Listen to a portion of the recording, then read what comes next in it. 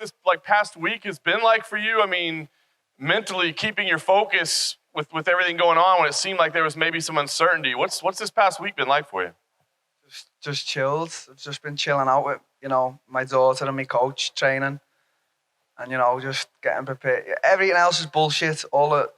Everything else, the fight matters tomorrow. So, I said to the UFC, I'll be in for weigh-ins and the fight. I don't really care about anything else. I'm chilling.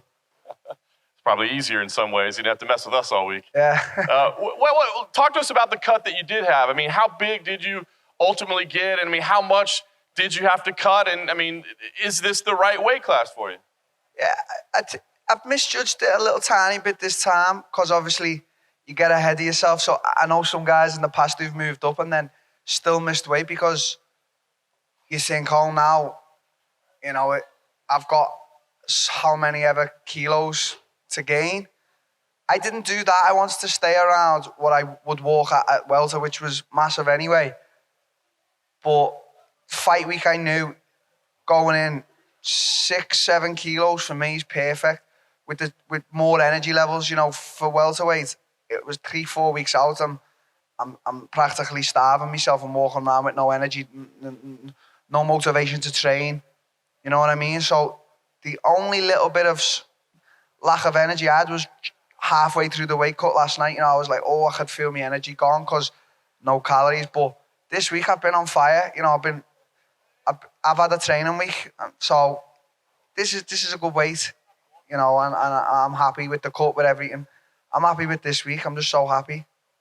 I know you're not much for, paying attention to excuses or anything, but I got to ask you, the weight cut for Kelvin, the weigh-in this morning, have you had a chance to review the tape, the photos, everything that's out there? And what do you think? Lay it to rest. Did the man put his elbow on Javier Cordero or not? Obviously, I've seen it. Everyone's been sending me it, Listen, if he did, if he didn't, it doesn't matter to me because my coach told me, a long time ago, any man over 70 kilos should be able to defend himself against any man, especially in the octagon. So for me, I'm not looking into it yet. I've seen the video. Did he or didn't he? I couldn't give two fucks. I'm here to fight. If he was 5 or 10 pounds over, if he was actually on weight, it just doesn't change my world in any way. I'm here for what's fair. I'm here for what's right. I'm here to take what's mine fairly. I'm here to earn what's mine fairly. I don't want no money. I don't want nothing. I just want to fucking fight. Nice. Last thing for me, Darren. I mean, listen, I know you've always said you just want to be known as the greatest fighter alive, and that means beating everybody. But there are no easy fights in the UFC, but there are certainly easier fights than this one. I mean, what is it about this fight? I think everybody thinks you're crazy for taking this and maybe not taking, quote unquote, a warm-up fight. That's why they're not fighters, because they think I'm crazy. To me, it's the norm. I've said, in my opinion, he's top 3 in middleweight. You look at the last fight he had with the now current champion Israel. I got in this to fight the best, and there was one little opportunity there to fight Kelvin, and I'm taking that road. I'm not taking the high road to anywhere else. You know what I mean? I'm taking that road. I'm taking a big chance. People, this could be, a lot of people, 90% of the people are writing me off. This could be his 3rd loss. I've said it. I just don't really give a fuck. Darren, just down here. Obviously, Kelvin is a former welterweight as well. So how do you see yourself matching up with him in there, kind of both physically and stylistically? I think it's a bit new now for me, being at middleweight. He's been here a while, and he's obviously feeling the difference in moving up with these bigger guys. But, if you look at me, you look at my posture, I'm a natural middleweight. I'm probably not the biggest right now. I don't want to be the biggest. I started out as a welterweight in MMA, and I wanted to finish as a welter, but it just wasn't possible no more. Every fight, building more muscle, every fight, a bigger weight cut. It was just not good for me. So now at middleweight, and I'm fighting one of the best. I think it's more brand new to me, but I think I size up well against him. I know he's smaller than me, but he's obviously beat all these guys at the middleweight because he's got something. He's talented, he's strong, he can take a shot. I think it's a good matchup. And you said previously that you didn't want to bulk up too much. You wanted to keep the speed. So how do you go about doing that? I just think don't get too ahead of yourself. Like, this weight cut was fine. I want the next one to be even better because I don't want to be like eating more than necessary just for the sake of it. Obviously, you know, it's common knowledge fighters over a weekend will pick out a little bit more, but you know, I just want to keep on a good diet, good healthy portions, keep my body healthy, and just have the minimal cut that is possible. And you know, obviously this week a lot of things. You know, maybe it was a little bit more difficult because I was probably holding about 2 kilos of water off my flight, and you know, I was a little bit jet lagged. I'm still jet lagged, but you know, all is well. And how do you see the extra weight impacting your performance on Saturday? I think I'll have more power. And I just think that if I can keep all the same qualities from welterweight, that's good for me. So keep the speed, keep the power, a little bit more power, keep the movement, you know, and I'll be faster than all these guys. So that's like the plan, really. Hey, Darren. I think before this fight, everyone thought a good win would put you at the top of middleweight. Now that Paulo Costa's apparently injured, do you think a solid, maybe even a finish, puts you against Israel Adesanya next? Yeah. If it does, you know, great. I don't feel like I would deserve it. But who am I to say? I remember when I fought for the welterweight title, I didn't campaign for that and they put me in. You know, I want to, as I said, I want to earn what's mine and I want to do it fairly. You know, I feel like a lot of guys are in front of me. I would take the Israel fight in my hometown, Liverpool, Anfield, for the fight itself, for the way me and him match up, for the location, for what it would be for my legacy and his. You know, so I beat Kelvin tomorrow. You know, maybe there could be talks of it, but it wouldn't be for the belt for me. It would be for the, you know, it'd be to fight him. Him as a fighter. Obviously, I know the belt would be on the line, but I feel like there's a lot more guys in front of me. I'm new. I've got to make my mark and make my stamp on this division. Alternately, if it's not you, there is talk of him fighting Yoel Romero. I know in the past you've perhaps mentioned that Yoel's a bit of an intimidating guy. Have you thought about the fact that now you are in middleweight, you may actually have to fight Yoel Romero? I'll try and avoid that fight, maybe. No, I'm like my wrestling coach is like a massive fan of Yoel, and I am as well. You know, I follow him on the social medias, and you know, he's just a strong, solid guy at his age still, and he's a solid fighter. Don't get me wrong. If Dana come to me and said fight him on, you know, 2 days' notice, I'd still fight him. But you know, that in my opinion is a tough fight for anyone in any weight. Yoel's a tough guy. If Israel and Yoel do end up fighting, how do you see that fight actually playing out? Do you think your boy could pull away with it? I can't look past. There's a lot of people. It's mad because even after he beat Whittaker, there was just so much talk of this next guy will beat him. You can't keep saying that when the guy keeps beating everyone. Then you have to step. I remember before Conor fought Jose Aldo, and I doubted him a little bit. And then when he done that to Jose, I was like, I'll never doubt that guy ever again. And it's sort of the same thing with Israel. You know, how can we keep doubting this guy when he just keeps beating all these guys and now he's the middleweight champion? So I think it'd be a tough fight. And as I said, I'm a big fan of Yoel. But I just can't look past Israel against him. I just think he would edge out a win. I don't think he'd stop him. I think Yoel's made of some stuff, like steel or something. But, you know, I think he would edge it out. I really do. Thanks, Daniel. Darren, down to your right here. Yeah. You're right, man. A couple of weeks ago, you said that you weren't letting the magnitude of the occasion get to you and that you'd reflect on it in years to come. But now that you're here in the Big Apple, in the most famous arena in the world, is it getting to you a little bit? Are you taking it in a little bit? Yeah, I think it gets to everyone. I'm taking it in. It's surreal for me, you know. Not only am I fighting at MSG on probably one of the best cards of the year, I'm co-maining it, you know. So I've got to step back and chill, and that's what I mean. I'm just chilling and taking it in. I've got no pent up energy or anger. I'm just chilling. I'm just looking forward to everything. And I know you touched on it a bit before there, the prolonged travel issues, and now a lot of people seem to be doubting you a bit more. What's your message to them? It's all bullshit. it doesn't mean anything. You can tell you as a fighter, you can tell yourself that it means something. I'm jet lagged, or I had a hard weight cut, or I've got this type of problem with an injury. But at the end of the day, it's all bullshit. It's, if you're here to fight, you're here to fight. You're okay. I'm carrying injuries. The weight cut was a little bit hard. I'm jet lagged. I'm here to fight. No excuses, no nothing. Go in there and fight and give your best, and that's it. And to people who are doubting me, just keep doubting me. I just couldn't give a fuck. I just couldn't give two fucks. And final one for me. What did you make of your face-off with Kelvin? And did you see anything when you stared into his eyes? I don't like to look into it, but I just see a confident guy there who knows he can beat anyone on earth. Same as me, After 2 losses, yeah, your confidence does dip a bit. But when I'm stood in front of another man, I know I've got the potential to beat him. So, I think he's here and ready. I'm here and ready. That's it. That's it. Let's make a great fight. Cheers, man. Thanks. Hi, Darren, up here. So I know you mentioned that you don't really care that much about Gastelum using, let's say, questionable techniques to make weight this morning, but you're telling me that you were here, jet-lagged, made weight the honest way, and there's no part of you that's at the very least irritated that he used controversial ways to make weight when you did it the honest way.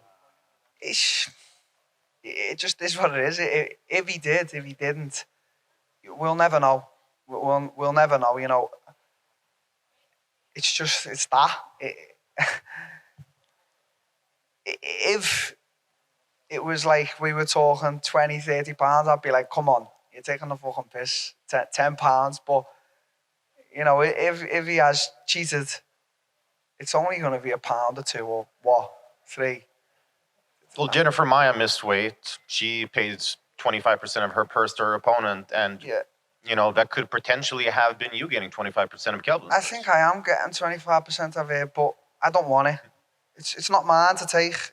It's just give it to someone, give it back to him, whatever. It's as I've just said, I'm here for what's mine fairly. I want to earn what's mine fairly. I want to go home and look at my paycheck and know that I earned that fairly, even though the government take a fucking shitload of cash, which I don't think's right.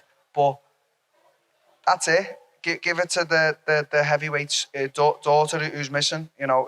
Help a good cause. Give it back to him. He's got mouths to feed. For me, it's indifferent. I just couldn't give a shit. All right, and a final one for me. You mentioned Israel Adesanya. I think, he's really taking the MMA world by storm. No one's been able to solve that puzzle yet. That could be a future opponent for you. What do you think is the key to defeating Adesanya? Truthfully, right now, I don't know. He's beating everyone, but you've got to go in there and stick to your game plan. I know I'm a talented individual. I know I've got the skills to beat anyone. I truly know that. It's just whether there in the moment, you do that. You do what you're meant to do there. Not get dragged out of it. Not get dragged into another game plan. So I think there's things there to beat him, but right now he's unbeaten. So it's like Floyd Mayweather said. I remember Oscar saying that he gave the remedy to Canelo. But how can he give the remedy when Floyd beat Oscar? There was no remedy. He retired unbeaten. There was no remedy ever to beat Floyd. So right now it looks like there's no remedy to beat Israel. He's there. He's beating everyone. But what can I say? Darren over here in the back. Kelvin's never been knocked out in his career. Do you look at that challenge, and does that add a little bit more to this fight, knowing that you could be the first guy to finish him? At welterweight or middleweight, I've got serious power in my hands. People have seen that. And he's been in a lot of wars. He's fucking Mexican, isn't he? Them Mexicans, you gotta watch out for them. Look at what Andy Ruiz did to Joshua. They just love eating Snickers and fucking punching people in the face. So, I think he's a tough guy to knock out, but I think I've got the tools. I carry serious power at welter and at middle. I'm sure my power will be more now at middle, so we'll see. I think it's possible. Definitely possible. Does the strategy change at all just because he is so durable? I think you just have, he's tough and he's fit. So you have to know going in there, whether it be 3 or 5 rounds, you got to be fit for the 5 and the 3, and you've got to know that he's going to take a lot of hits. He keeps coming, keeps coming. He'll try and impose his will. So you just got to be headstrong with that. Impose your will. Be fit. That's important. And one will be winner. You talked about Israel Adesanya. What was your reaction to him beating Robert Whittaker when you watched that fight? Just didn't expect it. I just thought that because of what I seen from Robert fighting Yoel twice, I thought, Israel can possibly win this, but it's going to be tough with Whittaker, the way the role he's on, and then he does that. That's what I mean. Like, right now, where it stands, there is no remedy to beat Israel. So why is everyone doubting? Why does everyone keep saying the next guy? Until he gets beat, let the guy just fly. Let him fly. You know what I mean? People are so quick to forget things. I'm coming off 2 losses, but what about before that when I was just destroying everyone in front of me? In and out the UFC. And now I see sometimes people say, why is Till in the UFC? That doesn't make no sense because I'm going off 2 losses. It's just people are so easy to like jump on something and criticize and say stuff. And last one for me, you're wearing the Knicks jersey. Are you a basketball fan at all? I've watched the bare minimum. I know I'll probably get I like the honesty. a few haters for saying that, but I know LeBron James, that's it. But I got a present off MSG. It's got my name on the back, so it's a nice gift that I'll get put in a frame in my house, and I'll remember all this. So I appreciate that from the garden. Hey Darren, right here. Yesterday on Media Day, Kelvin told me that he heard in between camps that you got a little big. With the late week and the whole situation, do you believe the way the whole weigh-ins played out today that it actually benefited you and worked to your advantage when in turn the whole talk was about weight cutting and you coming off the plane before? Yeah, it's just like, it's like Chinese whispers rumours, innit? It's just, you can't do nothing about it. It's like someone's opinion of yourself. You shouldn't get wound up over it because there's nothing you can do to change their opinion. So don't stress over it. So it's, it actually worked in my favour. This week, as I said, I was just chilling. I didn't have to do anything. No one was waking me up. I was waking up when I wanted, training when I wanted, going to bed when I wanted, and just enjoying life. So, as I said, I think the only problem, if there was going to be a problem, would be maybe the energy levels in the water retaining coming off the flight, which the doctor looked at me and he was like, he could tell I was holding a lot of water. And at that time, I'd cut my water off and he was telling me to drink, to push the salts out and that. But, I just got on with it. The last kilo it was a little bit of a struggle. Like when I say struggle, it was like, I have to do extra 10 minutes in the sweats. That's that. I could show you some struggles, and I'm sure you've all seen the videos of when I was making welterweight, they're what you call struggles. So I've been through that. So for me, an extra 1 or 2 kilos right now at this weight is no problem. I know the fight week didn't go as planned, but now that you have made the weight cut at middleweight... It did go planned, as I planned it. Do you believe that middleweight is going to be your permanent home? I hope so. I feel healthy. I matured a little bit as a human being and as a fighter, instead of absolutely trying to kill myself and my health to get to a weight that it was just not possible anymore. Now I've come up, and if I can just be a little bit more clever, not bulk up too big and just stay at a nice weight where it's a few kilos cut, you've still got energy the day before weigh-ins and stuff like that, and that's the way I'm going. That's the road I'm going. Darren over here. I know moving up a weight class, you're doing this because you want a healthier option for you, but does part of it excite you because it seems that 185 is more striker dominated? If you look at the former champion, if you look at the current champion Israel Adesanya as well, they're strikers. Whereas you look at 170, there's a lot of wrestlers. Does part of that add to it, the fact that there's exciting styles and it's more striking base up there? Yeah, most definitely. But also at welter, it would have been good to fight some of these guys like the champ and Colby and stuff like that, because their wrestling abilities, and I'd love to see how I fare against them. I know I lost in my welterweight world title fight against Tyron, but I lost because of the striking. He tried a few takedown attempts, and he wasn't able to do it. And I think he's a little bit of a different wrestler from them two guys I've just mentioned, but that excites me as well because putting to the test who the true martial artist is, this is what mixed martial arts is about. But yeah, there's a lot of strikers and Yoel at this weight. So it's exciting to inflict pain and receive pain. That's what excites me.